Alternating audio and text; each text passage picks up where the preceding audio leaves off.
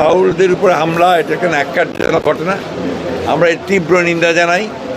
এটা ডেফিনেটলি বাংলাদেশের যে আবহমানের যে সংস্কৃতি, গ্রামীণ বাংলা সংস্কৃতি, আমাদের এই বাউল যারা, তারা আমাদের একদল রাজনীতিক নেতা যিনাদের নাম নিলে আমাদের মহাসচিব বলা লাগে, আল্লাহ তাআলাকে নিয়ে কটূক্তি করার পরে উনি বলতেছেন এটা একটি নির্যাতন হয়েছে বাউলদের উপরে।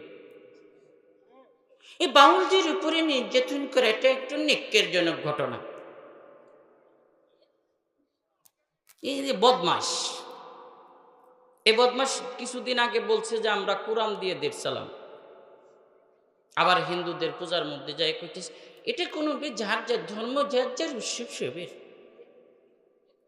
আমি পরিষ্কার ভাষায় বলে দিতে চাই, আপনাদের চোখের সামনে দেখা ফেরাউনের রাজত্ব পৃথিবীতে সারা জীবন থাকে নাই, নমরুদের রাজত্ব পৃথিবীতে সারা জীবন থাকে নাই, আবু জেহেল্লা পৃথিবীতে সারা জীবন থাকে নাই।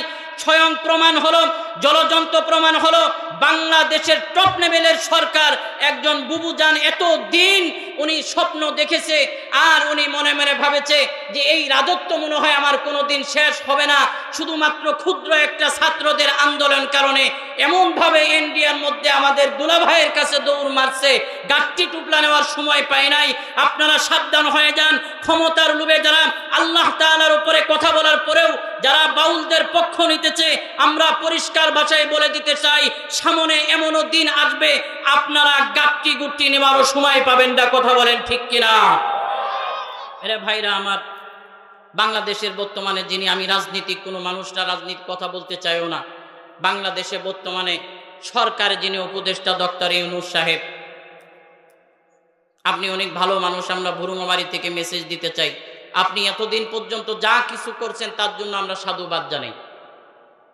কিন্তু এই যে নির্বাচনের আগ মুহূর্তে আইসে আপনাদেরকে আমরা বলতে চাই, এই কুলাঙ্গার বাউলদের সাথে এই কাদিয়ানীদের একটা সম্পর্ক আছে না নাই?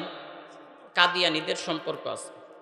এই কুলাঙ্গার কিছুদিন আগে একটা বক্তব্য উনি দিছে, একটা মহিলা, এই যে আমাদেরকে বোরকা দেওয়া হলো, মহিলা মাদ্রাসার যে সকল ছাত্রী, ওনাদেরকে দেখবেন চোখ মুখ ঢেকে কি সুন্দর করে পর্দা করে যায়।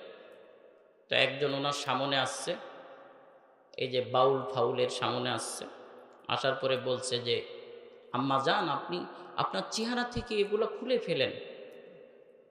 তো বলছে আমি এগুলা কেন খুলব? এগুলা যদি আপনি না খুলেন তাহলে আপনি তো হলো শয়তান হয়ে যাবেন।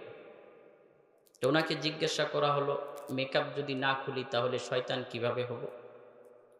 শয়তানের ধর্ম হলো শয়তান সবাইকে দেখে কিন্তু কেউ শয়তানকে দেখতে পারে না।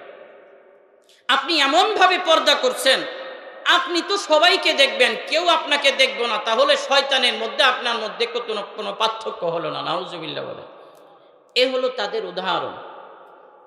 এই নাস্তিক বলে ওনাদের একটা অন্যতম একটা ওনাদের একটা ধর্ম হচ্ছে, তাদের ধর্মের মধ্যে সেটা হচ্ছে ওনাদের মধ্যে পরকীয়া প্রেম প্রীতি, এটা জায়েজ ওনাদের ধর্মের।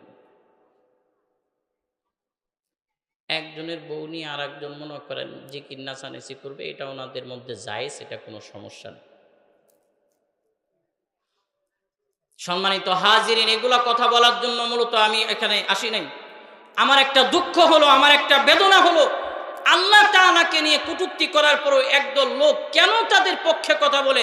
আমি ডক্টর ইউনূস সাহেবকে বলতে চাই, আপনি যে সকল কাজ করেছেন সবগুলো আমরা মেনে নিয়েছি, কিন্তু এখন কথা হলো এই যে নির্বাচনের আগে আগে খুব দ্রুতভাবে আপনি এই বাউল যাকে ধরা হয়েছে বাংলাদেশের জাতীয় মসজিদের সামনে প্রকাশ্যভাবে যাতে তাকে ফাঁসি দেওয়া হয়, এটা আমাদের প্রাণের দাবি। কথা বলেন ঠিক কিনা?